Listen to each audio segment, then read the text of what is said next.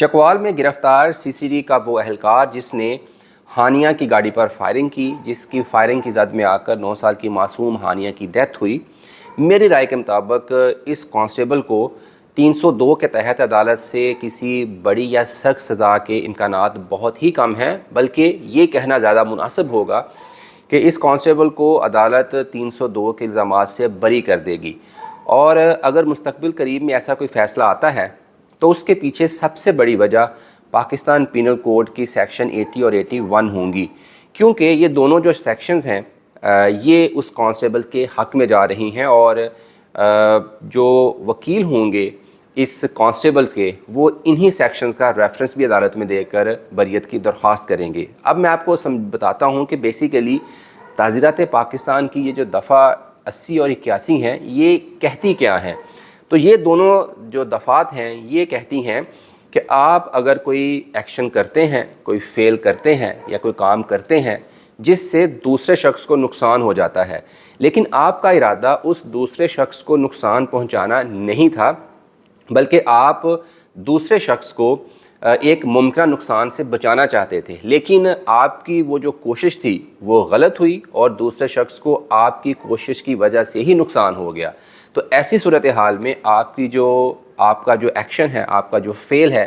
وہ جرم تصور نہیں کیا جائے گا۔ اور یہی پلس پوائنٹ ہے جو کہ اس کانسٹیبل کو 302 کے الزامات سے بریت میں مدد دے سکتا ہے۔ یہ آپ سیکشنز کا جو متن ہے یہ سامنے رکھیں، اور اب ہم چلتے ہیں چکوال میں جہاں پر یہ انسیڈنٹ ہوا تھا، اور جو معلومات اب تک سامنے آئی ہیں، جن میں ایف آئی آر ہے، جن میں متاثرہ فیملی کے بیانات ہیں، جن میں آئی جی پنجاب اور additional I G C C D کے پریس کانفرنس میں دیے گئے بیانات ہیں، ان کو آپ سامنے رکھیں تو وہ یہ کہتے ہیں کہ یہ ایک آن گوئنگ رابری تھی، اور اس واردات کو روکنے کے لیے، فیملی کو محفوظ رکھنے کے لیے سی سی ڈی کے اہلکار کی طرف سے مداخلت کی گئی۔ اس مداخلت کے دوران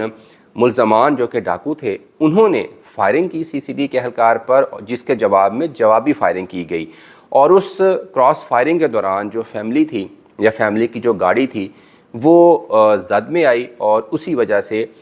جو ہانیہ تھی اس کی ڈیتھ ہوئی، اور اس کے بھائی اور اس کا والد جو تھا وہ زخمی ہوا تھا۔ یہ جو فیکٹس ہیں ایف آئی آر کے، فیملی کے بیانات کے، یہ اور جو تعزیرات پاکستان کی دفعہ 80 اور 81 ہیں، یہ دونوں سیم ہی کیٹیگریز میں یا سیم ہی کانٹیکس میں فال کر رہے ہیں، اور یہی آئی تھنک پلس پوائنٹ ملے گا سی سی ڈی کے اہلکار کو 302 کے الزامات سے بریت کے لیے۔ ہاں، یہ ضرور ہو سکتا ہے، جیسا کہ کہا بھی جا رہا ہے پولیس افسران کی طرف سے بھی، کہ مس کیلکولیٹ کیا گیا سی سی ڈی کے کانسٹیبل کی طرف سے، اس صورتحال کو آئیڈینٹیفائی نہیں کیا گیا، اور یہ ضرور اس کی غلطی ہے کہ اس نے اپنے ٹارگٹ کو صحیح طرح سے آئیڈینٹیفائی ہی نہیں کیا، اور جس کی وجہ سے جو گولیاں تھیں یا جو ٹارگٹ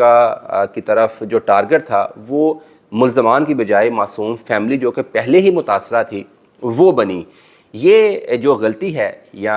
اپنے ٹارگٹ کو آئیڈینٹیفائی نہ کرنا، یا طاقت یا فائرنگ بے تحاشا کرنا، یہ سارا کوڈ آف کنڈکٹ کی خلاف ورزی ہوگی۔ یہ محکمانہ جو ایس او پیز ہیں ان کی خلاف ورزی کے تحت محکمہ جو ہے اس کو سزا سنا سکتا ہے، اس کو نوکری سے برطرف کر سکتا ہے، اس کے خلاف اختیارات کا ناجائز استعمال کرنے کا پرچہ کر سکتا ہے۔ لیکن جو سیکشنز ایف آئی آر میں ایڈ کی گئی ہیں کانسٹیبلز کے اوپر 302 کی، اس میں سزا ہونے کے امکانات بہت کم ہیں، اور یہ قانونی ماہرین بھی اس میں یہی رائے رکھتے ہیں۔ ایک صورتحال بن سکتی ہے اگر فیملی عدالت میں یا فیملی کے وکلاء عدالت میں یہ ثابت کر دیں کہ وہاں پہ واردات نہیں ہو رہی تھی، اور اگر واردات ہو بھی رہی تھی تو ڈاکوؤں کی طرف سے کوئی فائرنگ نہیں کی گئی تھی، تو یہ صرف سی سی ڈی اہلکار کی طرف سے ون سائیڈڈ، بغیر صورتحال کو سمجھے جانے پہچانے فائرنگ کی گئی، اور انہیں یہ شبہ ہے کہ ان کو یعنی کہ فیملی جو کہ ہانیہ کو اس کو ٹارگٹ کیا گیا ہے، اور یہ وہ اگر وہ ثابت کر پاتے ہیں تو پھر جو کانسٹیبل ہے سی سی ڈی کا اس کو 302 کے تحت اس کا ٹرائل ہو سکتا ہے، اس کو سزا ہو سکتی ہے۔ لیکن اب تک جو چیزیں سامنے آئی ہیں اس سے ایسے ہی لگتا ہے کہ مستقبل قریب میں فیملی بھی شاید یہ بات سمجھ جائے گی، اور آسٹریلین گورنمنٹ بھی یہ بات سمجھ جائے گی کہ یہ ٹارگٹ آئیڈینٹیفیکیشن کا مسئلہ تھا۔ انٹینشنلی جو ہانیہ تھی اور اس کی فیملی تھی اس کو ٹارگٹ نہیں کیا گیا تھا۔